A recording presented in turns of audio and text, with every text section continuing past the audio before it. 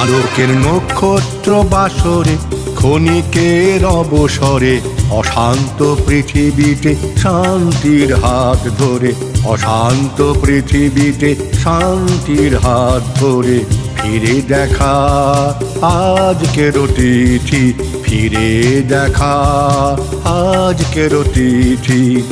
আলোকের নক্ষত্র বাসরে ক্ষণিকের অবসরে অশান্ত পৃথিবীতে শান্তির হাত ধরে, অশান্ত পৃথিবীতে শান্তির হাত ধরে ফিরে দেখা আজকের তিথি, ফিরে দেখা আজকের তিথি।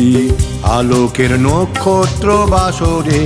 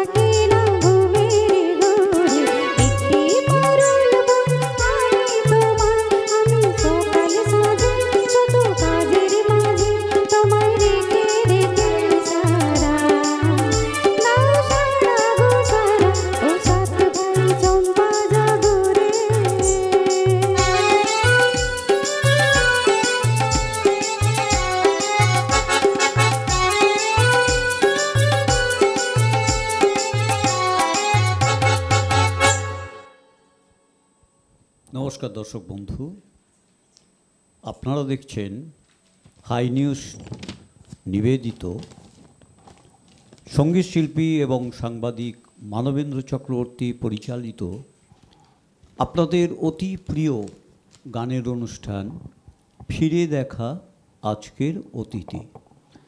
এবং আজকের এই অনুষ্ঠানের থিম হচ্ছে মা এসেছে ঘরে।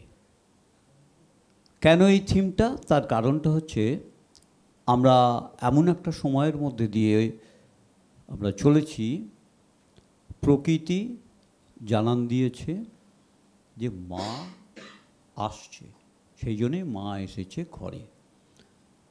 এবারেতে এই প্রকৃতিতে বাতাস জানান দিচ্ছে, আকাশ জানান দিচ্ছে, মাটি সবাই জানান দিচ্ছে যে মা আসছে। এবং সেই সঙ্গে মানুষের মনে একটা আনন্দের বার্তা। আর তাই সেই বার্তাতে মানবেন্দ্র চক্রবর্তী আপনাদেরকে কি বার্তা দেয় না, এই অনুষ্ঠানে আমরা যেমন স্বর্ণযুগের গানকে ফিরে পাই, স্বর্ণযুগের শিল্পীকে ফিরে পাই, সেই সঙ্গে নতুন শিল্পী, নতুন প্রতিভা বাংলার ঘরে ঘরে যেখানে যত আছে, সেগুলোকে নতুনভাবে আপনাদের সামনে তুলে ধরার এক অনবদ্য প্রয়াসের কাজ মানবেন্দ্র চক্রবর্তী চালিয়ে যাচ্ছে। তারই টানে আজকে আমাদের মধ্যে অতিথি শিল্পী হিসাবে পেয়েছি একদম যার গানের মধ্যে দিয়ে তার প্রতিভা ফুটে উঠেছে, সেই শিল্পী হলো অসীমা মান্ডি, আমার একদম বাঁদিকে। তোমাকে স্টুডিওতে অতিথি শিল্পী হিসাবে পেয়ে আমাদের খুব ভালো লাগছে। এবং সেই সঙ্গে অসীমা একটা কাজ করেছে কি, যার হাত ধরে সঙ্গীত জগতে ওঠার চেষ্টা করেছে, যাকে দিনে রাতে ক্ষণে ঘাত প্রতিঘাতে চড়াই উতরায় পাশে পেয়েছে, সেই দিদি তিনি হলেন অঞ্জু গোস্বামী, আমার ডান দিকে। তাকেও আমাদের এই অনুষ্ঠানে আজকে অতিথি হিসাবে আমরা স্বাগত জানাচ্ছি। নমস্কার। এবং আজকের এই অনুষ্ঠানটিকে সর্বাঙ্গীন সুন্দর করার জন্যে যন্ত্রাংশে আমরা যাদেরকে পেয়েছি তারা প্রত্যেকেই পরিচিত মুখ, তবু একবার পরিচয় করিয়ে দিই। আমার বাঁদিকে কিবোর্ডে আছে রাহুল চক্রবর্তী। রাহুল, তোমাকে স্বাগত জানাই। আর গিটারে আমরা যাকে পেয়ে গেছি, খুব সুন্দর বাজাচ্ছে, চন্দন নস্কর, তোমাকেও স্বাগত জানাই। আমরা অক্টোবরে পেয়ে গেছি প্রশান্ত বেরাকে। ও খুব আনন্দের সঙ্গে খুব করে মানে একদম মন প্রাণ দিয়ে বাজায়, নিজেকে সর্বতভাবে উজাড় করে দেওয়ার চেষ্টা করে। এদের টিমটা তাই করে। তো সেই সঙ্গে আমরা হ্যান্সনিকে পেয়ে গেছি, আমাদের একদম আপনাদের সকলের পরিচিত একটা মুখ, দিব্যেন্দু দে। দিব্যেন্দু, তোমাকেও স্বাগত জানাচ্ছি। তুমি মানবদার এই অনুষ্ঠানে এসে কি বলবে, তোমার মনের কথা দু একটা বলো। তারপর তোমার সঙ্গীত জগতে কিভাবে বিচরণ করেছে আমি যাব, এবং আমি অঞ্জুদির থেকেও কিছু জানবো কথা। প্রথমেই হাই নিউজকে অসংখ্য ধন্যবাদ জানাই, মানবেন্দ্রনাথ দাদাকে অনেক ধন্যবাদ জানাই, সেই সঙ্গে আপনাকেও অসংখ্য ধন্যবাদ। আর আমার সঙ্গে যারা বাজাচ্ছেন দাদা ভাইয়েরা, তাদের সকলকে আমার ভালোবাসা। যেটা বলার সেটা হচ্ছে, আমি তো একেবারে প্রত্যন্ত গ্রাম থেকে আসছি। কোথা থেকে? তুমি কোন গ্রাম থেকে এসছো? আমি এখন আমার হাজব্যান্ড যেখানে থাকেন সেটা হচ্ছে গুড়াপ। তোমার হাজব্যান্ডের নাম কি? সুখদেব হেমব্রম। আচ্ছা, তুমি কোথায় থাকো? আমি এখন বর্তমানে থাকি হাজব্যান্ডের সাথে গুড়াপের তেলাকোনাতে। তো তোমার বাপের বাড়ি কোথায়? আমার বাপের বাড়ি হচ্ছে বানেশ্বরপুর। সেটা হচ্ছে হাওড়া বর্ধমান যে মেন লাইন আছে, মেন লাইনে দেবীপুরেতে নামতে হয়। দেবীপুর থেকে 12 কিলোমিটার যাওয়ার পরেতে বাসে। তোমার বাবা মার নামটা বলো একটু দর্শকদের। হ্যাঁ, আমার বাবার নাম হচ্ছে কানুরাম মান্ডি, মায়ের নাম হচ্ছে মুক্তি মান্ডি। বাহ। আর তোমার শ্বশুর শাশুড়ির কি নাম? আমার শ্বশুরের নাম বাদলচন্দ্র হেমব্রম, আর শাশুড়ি হচ্ছেন চাঁদমণি হেমব্রম। তো ওনারা তোমার গান শোনেন? শ্বশুর তো মারা গেছেন, আর শাশুড়ি রয়েছে। তুমি কার কাছে গান শিখেছো? আমি গান বিভিন্ন পর্বে সেরকম ধারাবাহিকভাবে শেখা হয়নি, অল্প অল্প করে শেখা হয়েছে। তো যাদের কাছে শিখেছি তার মধ্যে প্রধান হচ্ছেন শান্ত বসু মহাশয়, তারপরেতে তপন বন্দ্যোপাধ্যায়ের কাছে অল্প কিছুদিন শিখেছিলাম, আর এখন আমি বর্তমানে শিখছি বিপ্লব চট্টোপাধ্যায় দাদার কাছে। আচ্ছা, তুমি খুব সুন্দর কথা বললে, আরও যাব তোমার প্রসঙ্গে। তার আগে একটু তোমার এই দিদির থেকে একটু কথা বার করিনি। আমি যতটুকু জেনেছি বা শুনেছি তাতে দেখা গেছে যে উনি খুব লড়াকু দিদি। কেন না, উনি সমাজের যারা অবহেলিত পদদলিত সেই ছেলে মেয়ে তাদের পাশে উনি থাকেন এবং নারী শক্তির যাতে বিকাশ ঘটে তার উনি আপ্রাণ চেষ্টা করে চলেছেন নিজেকে নিয়োজিত করে। এবং ওনার সংস্থার নাম হচ্ছে গুড়াপ তেলাকোনা নারী প্রগতি সংঘের উনি সম্পাদিকা। তো আপনি এবার বলুন আপনার সংগঠনের ব্যাপারে এবং আপনার কর্মকাণ্ডের ব্যাপারে এবং আপনার চিন্তাভাবনার ব্যাপারে, আপনার পরিকল্পনা, ভবিষ্যতে আপনি কি করতে চান, কিভাবে আপনি কেন এখানে এসে কিরকম লাগছে, সব একসাথে বলুন। নমস্কার দর্শক বন্ধুরা, আমি হুগলি জেলার প্রত্যন্ত গ্রাম গুড়াপ তেলাকোনা থেকে এসেছি। তো প্রত্যন্ত গ্রাম হলেও আমাদের যে গুড়াপ গ্রামটা খুব সম্ভ্রান্ত। কোন দিক দিয়ে বলছি? শিক্ষার দিক দিয়ে। বিশেষ করে বহু মনীষীর জন্ম হয়েছে আমাদের গুড়াপ গ্রামে। তো যার মধ্যে প্রথমে একজনের নাম আমি বলছি, না বললেই নয়, অঙ্কের জাদুকর কেশব নাগ মহাশয়। আমার পাশে কেশবচন্দ্র নাগ মহাশয় আমার পাশেই বাড়ি। ওনার ভিটেতে এখন রামকৃষ্ণ মিশনের ব্রাঞ্চ খোলা হয়েছে। ওখানে বিভিন্ন কর্মকাণ্ড চলেছে সেই রামকৃষ্ণ মিশনে। ওখানেও পিছিয়ে পড়া ছেলেদের নিয়ে স্কুল থেকে শুরু করে কম্পিউটার শিক্ষা, নানান ধরনের ট্রেনিং। এখন বর্তমানে একটি প্যাথোলজিক্যাল ট্রেনিং হচ্ছে ওখানে। তো আমাদের বেলুড় মঠকে অনেক ধন্যবাদ যে গুড়াপের মতো জায়গাকে জগতে মাথা তুলে দাঁড়াবার জন্য ওনারা একটা ব্রাঞ্চ খুলেছেন। এতগুলো গেল বৃহৎ অর্থে। আমাদের মতো ক্ষুদ্র ক্ষুদ্র কিছু মানুষ ওখানে আছে, তার মধ্যে আমি একজন। তো আমার প্রথম থেকে গুড়াপে যখন আমি যাই, প্রথম থেকে আমার মনে হয়েছিল বেশ কিছু মানে নারী আছে যারা নিজেদেরকে মানুষ হিসেবেই ভাবতে পারতেন না। আমি একজন নারী, মানে আমি একটা যন্ত্র, আমাকে যেমন পরিচালনা করা হবে। আমি এবার একটু আপনার কথায় যাই। আপনার বাপের বাড়ি কোথা? আমার বাপের বাড়ি বহরমপুরে, কিন্তু আমি এই মুহূর্তে বাড়ি সম্পর্কে কিছু বলতে চাই না। আমার কিছু না বলছি, যাই হোক। আচ্ছা, এইবারেতে আপনি বলুন ওইখানে গুড়াপে আপনি কোন সালে এলেন? আমি 1999 সালে নরেন্দ্রপুর রামকৃষ্ণ মিশনে আমি artificial insemination and veterinary first এডের একটা ট্রেনিং নিতে গেছিলাম। ভাগীরথী মিল্ক ইউনিয়ন থেকে সে ট্রেনিংটা হয়েছিল। তখন আমি ভাগীরথী মিল্ক ইউনিয়ন বহরমপুরেই চাকরি করতাম। তো ওখান থেকে গিয়ে ওখানে 6 মাসের একটা ট্রেনিং ছিল এবং চাইল্ড হেলথ নিয়ে। আচ্ছা। তো পরিচয় হয় এবং আমার বিয়ে হয়ে আমি 2 বছর থাকি ইয়েতে নরেন্দ্রপুরে, তারপরে 1 বছর থাকি পুরুলিয়া, তারপরে আসি গুড়াপ। তো এই নারী প্রগতির ব্যাপারটা আপনার কবে থেকে মাথায় এলো এবং এটাকে আপনি কিভাবে বাস্তবের উদ্যোগে কি করলেন? আমার নারী প্রগতির কথা প্রথম মনে এসেছে যখন আমি ভাগীরথী মিল্ক ইউনিয়ন থেকে একটা গাড়িতে করে প্রত্যন্ত গ্রামে, যেখানে দুগ্ধ উৎপাদন হতো গাভীদের এবং সমবায় সমিতি ছিল, সেইখানে গিয়ে যখন নারীদেরকে লাইন দিয়ে দাঁড়াতে দেখতাম একটু দুধের জন্য, মানে দুধ জমা দেবার জন্য, এবং অপুষ্টিতে ভরপুর, অশিক্ষা অপুষ্টি, সেই সন্তানগুলোকে নিয়ে যখন মায়েরা লাইনে দাঁড়াতো, তখনই আমার মনে হতো এই মায়েদের জন্য অন্ততপক্ষে কিছু করার দরকার। কিন্তু আমরা এত সুন্দর ওনার যে চিন্তা ভাবনা, ওনার মানসিকতার একটা পরিচয় পাচ্ছি। আমাদের মানবদা কিন্তু খুঁজে খুঁজে এই রকম ব্যক্তিত্বকে উনি ফিরে দেখা আজকের অতিথি অনুষ্ঠানের মধ্যে দিয়ে তুলতে চাইছেন। কারণ সমাজের বুকে কিছু ভালো কাজ করতে হবে এবং সেই কাজের মধ্যে দিয়ে যে আনন্দ, তার থেকে বেশি কিছু পাওয়া যায় না। তো আপনার কথা শুনে আমরা খুব ভালো লাগছে যে আপনি একটা লড়াই সংগ্রাম করছেন নারী শক্তি বিকাশের ক্ষেত্রে, এবং সেই সূত্র ধরেই আপনি বোধহয় অসীমাকে পেয়েছেন। এবং অসীমার তো গানের প্রতিভা দেখছি খুব ভালো। তো অসীমা, তোমার থেকে দ্বিতীয় গানে যাব। কি দ্বিতীয় গান করবে তুমি? 1 মিনিট অসীমাকে পাওয়া নিয়ে যদি বলতে বলেন। হ্যাঁ, আমি আবার আসবো, একটু গান শুনি, কারণ দর্শক তারা গানও শুনছে। পুজো, একটা পুজো ভাব, সেখানে কথা থাকবে, সেখানে গান থাকবে, সেখানে খাওয়া থাকবে, সেখানে ঠাকুর দেখা থাকবে, সেখানেতে একটা আনন্দের বার্তা। সারা বছর ধরে একঘেয়েমি জীবনে মানুষ চাই এই পুজোর কদিন একটু রিল্যাক্স। তো সেই রিল্যাক্সের যতগুলো মাধ্যম আছে তার মধ্যে গান হচ্ছে সর্বশ্রেষ্ঠ সঙ্গীত সাধনা।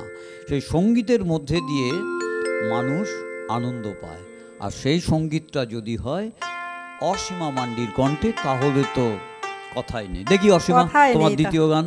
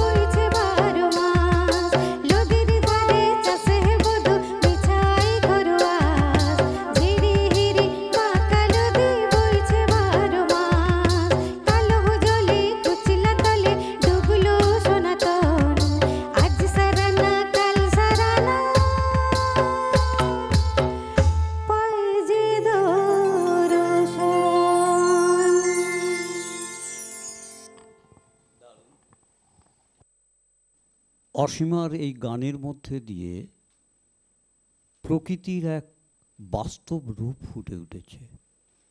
সেখানে নদী কিভাবে বইছে, সেখানে প্রকৃতির কি রূপ, সেটা খুব সুন্দর করে গীতিকার সুরকার তুলে ধরেছেন, এবং সেই গানটিকে আর একবার গেয়ে অসীমা কিন্তু পুজোতে একটা বার্তা দিতে চাইল যে এই পুজোর সময় মানুষের মন একদম উদাস হয়ে যায়, প্রকৃতিকে আপন করে ফিরে পেতে চায়, মানুষকে ভালোবাসতে চায়, দেবতার চরণতলে নিজেকে উজাড় করে দিতে চায়। আমরা এই অসীমাকে বালির মধ্যে থেকে যেমন খুঁজে পায় হিরেকে, সেই হিরে খোঁজার গল্পটা আবার যাব এই অঞ্জু গোস্বামীর কাছে। দিদি, এই যে হিরেটাকে খুঁজে পেলেন কিভাবে বলেন? ধন্যবাদ দাদা। খুঁজে পাওয়ার গল্পটা বলি, তো দীর্ঘায়িত করব না, যেহেতু এটা একটা অনুষ্ঠান। আমি 2022 সালে 14ই অগস্ট আমি খবর পেলাম যে অসীমা নাকি একদম বলতে নেই, মানে অবস্থা খুবই খারাপ, যে কথাটাকে অন্যভাবে মানুষ বলে। তখন শুনেছি আমি 7টার সময়, কিন্তু 15ই আগস্ট আমার ওখানে একটা ভালো অনুষ্ঠান হয়, সেই কারণে যেতে পারিনি। রাত্রি 11:30টার সময় আমি চলে গেছি অসীমার বাড়ি। অসীমার বাড়ি গিয়ে দেখছি অসীমা একটা বাঁশপাতার মতো পড়ে আছে মেঝেতে, সোফার নিচে। কি হয়েছে অসীমা? থরথর করে কাঁপছে। আমি তখন সেই মুহূর্তে কি করব, আমি হাউ হাউ করে কাঁদছি, এইটাও অসীমা। তারপরে কি করব, রাত্রের মধ্যে 12:15 পর্যন্ত অসীমার কাছে আমি থাকলাম। রাত্রে এসে বিভিন্ন ডক্টরকে ফোন করার পর একজন ডক্টরবাবুকে পেলাম, অমিতাভ মুখার্জি, লেক টাউনে উনি বসেন। আমার হাজব্যান্ডেরও বন্ধু এবং আমারও খুব পরিচিত, আমি ওনার স্নেহধন্য আর কি। ওনাকে বলার পরে সুখদেবকে বললাম, মানে অসীমার স্বামীকে, যে তুমি চলো। ওখানে নিয়ে গাড়ি করে নিয়ে যাওয়া হলো। অসীমা ধীরে ধীরে ধীরে সুস্থ হতে থাকলো। সেই সঙ্গে সঙ্গে অসীমার সন্তানকেও আমি দায়িত্ব নিলাম। ওই ডাক্তারবাবুই বললেন যে দিদির সঙ্গে কাউন্সিলিং করানোর জন্য। অসীমাকে সেই যে আমি আবিষ্কার করলাম, এটা আমার নতুনভাবে পাওয়া একটা মেয়ে। দর্শক বন্ধু দেখুন, এই পুজো তখনই সার্থক। দুর্গা কখনো শক্তি রূপে, কখনো মাতৃরূপে, কখনো শ্রদ্ধা রূপে, কখনো ভক্তি রূপে, কখনো কন্যা রূপে। আর সেই শক্তি নারী শক্তি, আর সেই নারী শক্তির জাগ্রত প্রকাশ সেটা পেয়েছে এই অঞ্জু গোস্বামীর মধ্যে দিয়ে। তাই অবশ্যই ধন্যবাদ জানাই। এবং মানবেন্দ্র চক্রবর্তী তিনি এই কাজই করে চলেছেন, যে যেমন অতীতকে আরেকবার ফিরে পাওয়া, আর ঠিক তেমনি নতুন কিছু প্রতিভা দেখলে, নতুন কিছু ভালো বার্তা পেলে সমাজের বুকে সেটাকে ছড়িয়ে দেওয়া। তো এই কাজ খুব সুন্দর, কুর্নিশ জানাই মানবেন্দ্র চক্রবর্তীকে। দর্শক বন্ধু, আমাদের একটা ছোট্ট বিরতিতে যাওয়ার সময় হয়েছে, কিন্তু আমরা বিরতিতে যাব অসীমা মান্ডির একটি গান শুনতে শুনতে। আপনারা কিন্তু কোথাও যাবেন না, সঙ্গে থাকবেন, আমরা এক্ষুনি ফিরে আসছি।